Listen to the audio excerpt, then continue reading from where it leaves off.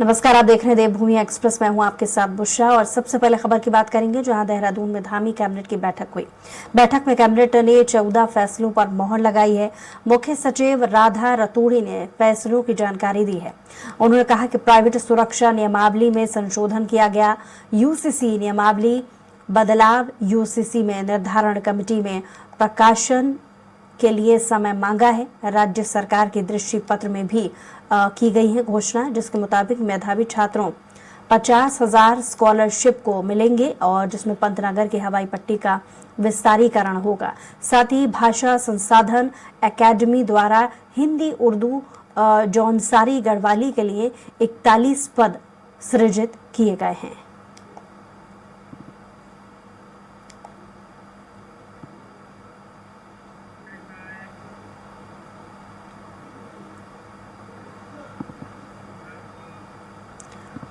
Dehradun Jolly Grant airport के नवनिर्मित terminal भवन फेज 2 का उद्घाटन किया गया। सीएम पुष्कर सिंह धामी और केंद्रीय नागर विमानन मंत्री ज्योतिरादित्य सिंधिया ने टर्मिनल भवन फेज 2 का वर्चुअली उद्घाटन किया। नई टर्मिनल बिल्डिंग को आधुनिक तकनीक से लैस किया गया है। टर्मिनल की बिल्डिंग में उत्तराखंड की कला और संस्कृति की झलक उकेरी गई है। 486 करोड़ की लागत से नई टर्मिनल बिल्डिंग बनकर तैयार हुई है। जॉलीग्रांट एयरपोर्ट के नवनिर्मित टर्मिनल भवन फेज 2 के उद्घाटन के साथ ही एयरपोर्ट का क्षेत्र 42,776 वर्ग मीटर हो गया है। इससे पहले पुरानी टर्मिनल बिल्डिंग 28,729 वर्ग मीटर क्षेत्र में थी। नई टर्मिनल बिल्डिंग पुरानी बिल्डिंग की तुलना में 10 गुना अधिक क्षमता वाली हो गई है।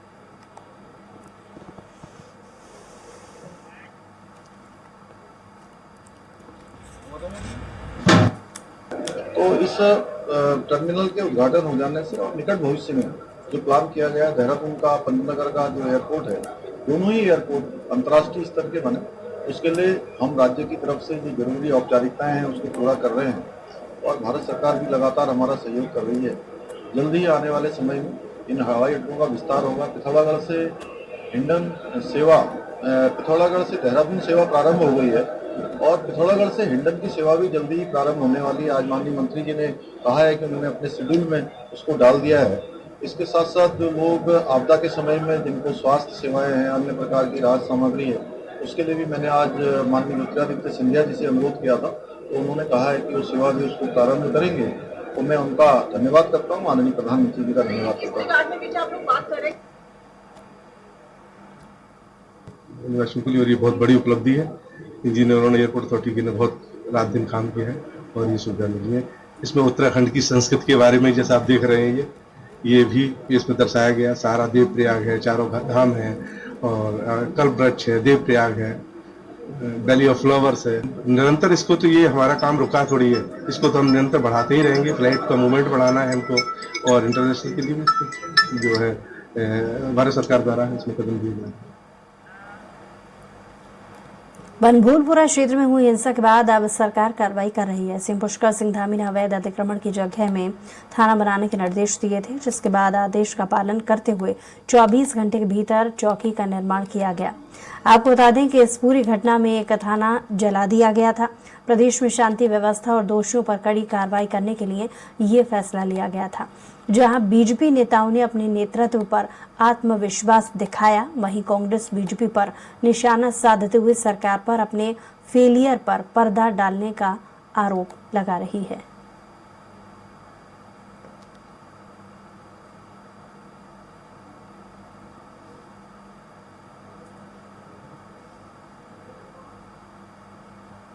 वनपुरा की जो घटना हुई वो पूरे प्रदेश में देखा है किस प्रकार की चीज़ें वहाँ पे हुई हैं।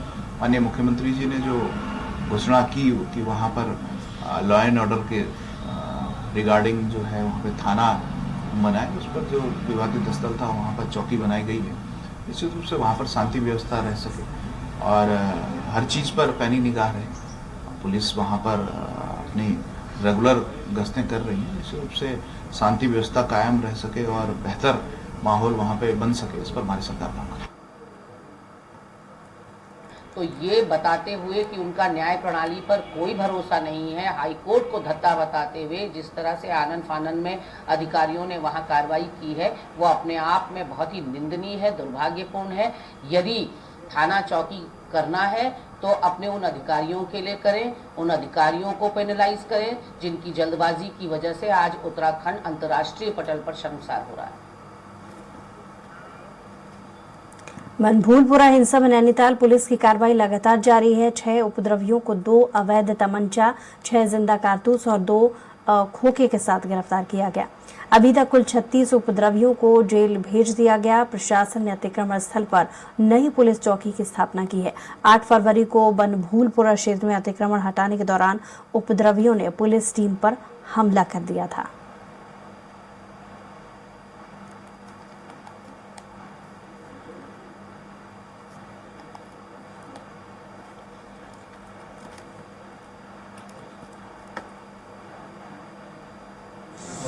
इन्वेस्टिगेशन करते हुए हमने इसमें कुछ पहले इन्हीं 3 FIR में आज जो है हमारे टीम ने 6 और लोग गिरफ्तार किए हैं। इसमें से 3 लोग जो हैं थाने के बाहर घटना हुई थी, थाना चलाने की कोशिश को उसमें गिरफ्तारी हुई है। एक अभियुक्त की गिरफ्तारी जो पुलिस का वाहन था और जो हमारे कर्मचारी से रिवॉल्वर छीना उस मामले में, और 2 अभियुक्तों की गिरफ्तारी जो नगर निगम के व्हीकल थे उनके डैमेज में और क्षेत्र में उन्हें पथराव मार दिए। अगली खबर, जहां बीजेपी की दिल्ली में होने वाली राष्ट्रीय परिषद की बैठक में उत्तराखंड से 250 पार्टी प्रतिनिधि शिरकत करेंगे। 17-18 फरवरी को होने वाली बैठक में आगामी लोकसभा चुनावों के रणनीति पर चर्चा की जाएगी। इस दौरान प्रधानमंत्री नरेंद्र मोदी, राष्ट्रीय अध्यक्ष JP नड्डा, केंद्रीय गृह मंत्री अमित शाह समेत वरिष्ठ पार्टी पदाधिकारी बैठक में शिरकत करेंगे। बैठक में आगामी लोकसभा चुनावों की रणनीति को सभी प्रदेश बूथ लेवल तक अमली जामा पहनाने का काम करेंगे। बैठक को लेकर बीजेपी के प्रदेश प्रवक्ता का कहना है कि आगामी लोकसभा चुनाव को देखते हुए पार्टी स्तर पर जो गाइडलाइन होगी उसके हिसाब से ही हम लोकसभा सीटों पर अधिक मार्जिन से जीते और इस पर गहन मंथन होगा और केंद्रीय नेतृत्व का मार्गदर्शन मिलेगा।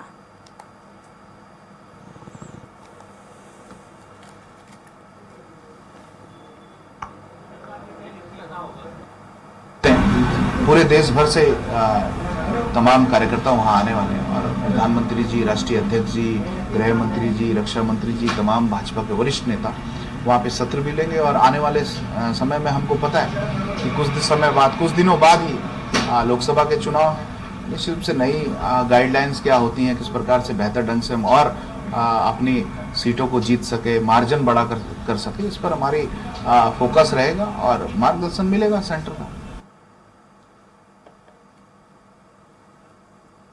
उत्तराखंड की 5 लोकसभा सीटों से कांग्रेस नेताओं ने प्रदेश प्रभारी कुमारी शैलजा के समक्ष अपनी दावेदारी पेश कर दी है। हालांकि अभी तक किसी भी दावेदार पर मोहर नहीं लगी है। वहीं यदि बात की जाए टिहरी लोकसभा सीट की तो वहां से 5 नेताओं ने अपनी दावेदारी पेश की है।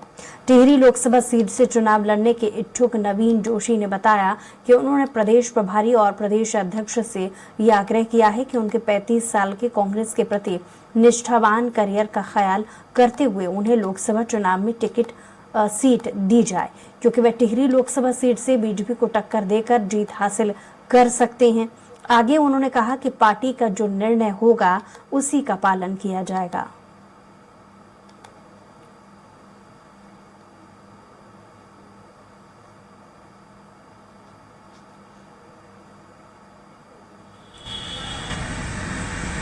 मेरी पार्टी से यही मांग है। हमारी प्रभारी जी आई थी शैलजा जी और हमारे प्रदेश अध्यक्ष जी है। मैंने उनसे अनुरोध किया कि तो 35 साल की लंबी सेवा मेरी कांग्रेस के अंदर है और हमने हमेशा कांग्रेस के झंडे को उठा के कांग्रेस को मजबूत करने का हम लोगों ने काम किया है। लोकसभा चुनाव है तो मैंने भी अपनी दावेदारी करी है। मैंने पार्टी से बोला कि अगर पार्टी मेरे पे विश्वास जताती है तो मैं निश्चित तौर से जो टिहरी लोकसभा क्षेत्र है उसमें हम लोगों ने, जब मैं यूथ कांग्रेस का अध्यक्ष था और जब माननीय नारायण तिवारी जी के साथ मुझे राज्य मंत्री के रूप में काम करने का अवसर मिला तो हम पूरे राज्य भर के अंदर हमने लोगों के उत्थान के लिए हम लोगों ने काम किया था। खबर देहरादून से, जहां बीजेपी सांसदों ने पिछले दिनों प्रदेश के 5 गांवों को गोद लेने की बात कही थी, जिस पर सवाल उठाते हुए कांग्रेस उपाध्यक्ष मथुरा दत्त जोशी ने कहा कि जिन 5 गांवों को गोद लिया गया था, क्या उन गांवों में कुछ विकास हो पाया है? क्या उन गांवों का कुछ उत्थान अब तक हो पाया है, या फिर सब हवाई साबित हो रहा है? इसके साथ ही देखा ये भी जाता है कि जहां मुख्यमंत्री जाते हैं, वहां का स्थानीय विधायक ही मुख्यमंत्री के साथ नहीं दिखता है। ये सब जनता को बरगलाने का काम कर रहे हैं, सिर्फ और सिर्फ मोदी के नाम पर वोट मांग रहे हैं। जनता अब सब कुछ समझ चुकी है।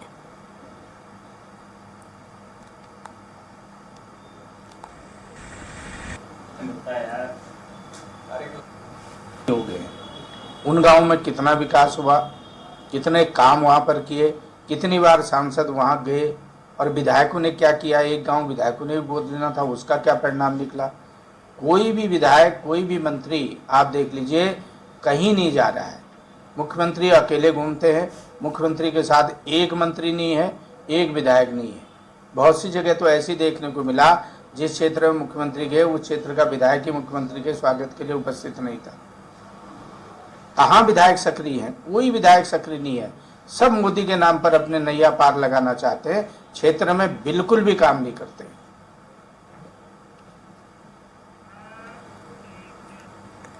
डोईवाला के माजरी ग्राम क्षेत्र में लगने जा रहे स्टोन क्रशर का लगातार ग्रामीण विरोध कर रहे हैं, जहां पूर्व में भी ग्राम पंचायत में खुली बैठक और धरना प्रदर्शन किया गया।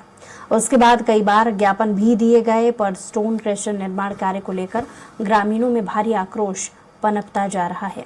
ग्रामीणों की शिकायत पर आज डोईवाला तहसील प्रशासन की टीम निरीक्षण के लिए माजरी ग्रांट क्षेत्र में पहुंची। इस दौरान प्रशासन की टीम के साथ डोईवाला तहसीलदार, जिला खनन अधिकारी मौजूद रहे। अधिकारियों ने ग्रामीणों से वार्ता कर समस्याओं को जाना और ग्रामीणों को आश्वासन दिया कि यदि स्टोन क्रशर अपने सभी मानकों को पूर्ण नहीं करता है तो स्टोन क्रशर क्षेत्र में नहीं लगेगा।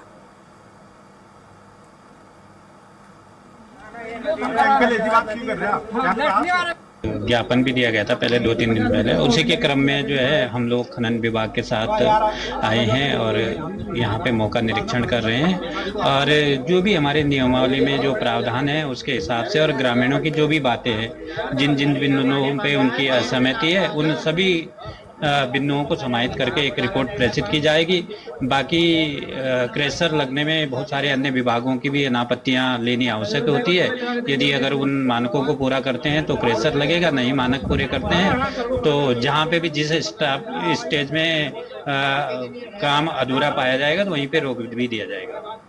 और नदी बिल्कुल बगल में है, और जो जिस नंबर पे जो है डक बन रहा है वो डक एक संयुक्त नंबर है, जिसमें ग्राम समाज का भी नंबर है, जिसमें जो है हम लोगों को नहीं, हमें संज्ञान में नहीं दिया गया और ना हमें अवगत कराया गया। तो गांव वालों का यही विरोध है कि भाई इसमें शमशान घाट भी नजदीक में है और इस पे जो है पर्यावरण पे बहुत बुरा असर पड़ेगा। गांव के जो है जो छोटे किसान है, कीट पालन का भी काम करते हैं। और यहाँ रुकेंगे एक छोटे से ब्रेक के लिए। ब्रेक के बाद स्वागत है आप सभी का। खबरों में बढ़ते हैं आगे। अगली खबर आपको बता रहे हैं, जहां वनभूलपुरा में बवाल और कर्फ्यू के चलते स्कूली बच्चों को खासी परेशानियां हो रही हैं। प्रभावित क्षेत्र में रहने वाले कई बच्चे सरकारी और निजी स्कूलों में पढ़ते हैं। पाबंदी के चलते अधिकांश के बोर्ड प्रैक्टिकल छूट गए हैं और वनभूलपुरा राजपुरा क्षेत्र में करीब 1 दर्जन स्कूल बंद हैं। इनमें गृह परीक्षाएं होनी मुश्किल हैं। प्रभावित छात्र छात्राओं के लिए राहत की बात यह है कि उनके बोर्ड प्रैक्टिकल बाद में अलग से कराए जाएंगे। वहीं प्रभावित क्षेत्रों के CBSE से संबंध स्कूलों की बोर्ड परीक्षा अलग से कराने को लेकर शिक्षा विभाग ने प्रशासन से अनुरोध किया है।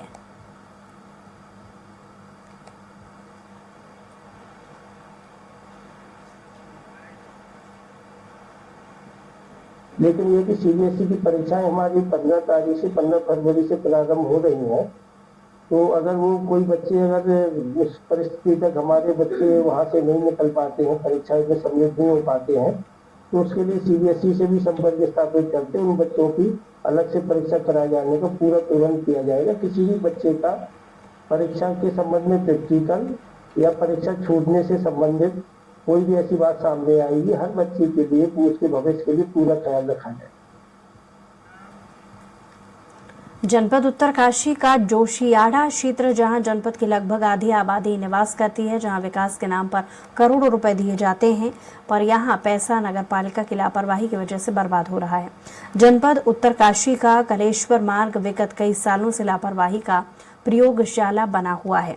जनपद मुख्यालय से नजदीक इस वार्ड में नगर पालिका ने करोड़ों रुपए खर्च किए हैं, पर काम कैसा हो रखा है आप तस्वीरों में देख सकते हैं। नालियों के ढक्कन खुले हुए हैं, जिसके कारण यहाँ के कई निवासी चोटिल भी हो गए हैं। नगर पालिका क्षेत्र नहीं था तब यहाँ बहुत बढ़िया था, बहुत अच्छा चल रहा था, सारा काम बढ़िया चल रहा था। जब से यहाँ नगर पालिका नगर क्षेत्र में हमारा कालेश्वर मंदिर, कालेश्वर मार्ग आया है, तब से यहाँ नगर पालिका नहीं, ये कालेश्वर मार्ग जो है ये नर्ग पालिका बन चुका है। और नगर पालिका बनने के बाद नगर पालिका के जितने ठेकेदार थे, जितने हमारे वार्ड मेंबर थे, इन्होंने यहाँ से हमेशा सारे हिसाब किताब से जितना पैसा यहाँ आया था उस पैसा का 1% भी काम न करके इसका पूरा पैसा अपने जेबों में भरा, अपना घर भरा। यहाँ पर जो है स्थिति पिछले 23 साल से बहुत खराब है। पानी जो है पॉलिटेक्निक से लेकर सड़क की सड़क और डांग गांव में आते हैं। तमाम जितने भी नारदाने हैं पीडब्ल्यूडी के, वो बंद कर रखे हैं लोगों ने। यदि वो खुल जाए तो पानी बढ़ जाएगा, लेकिन वो सारे नाले बंद हैं। पानी एकत्र पॉलिटेक्निक से लेकर मेराइन का पानी लेकर के तमाम डांग नाले में आता है और वो बहुत बड़ी मात्रा में आता है।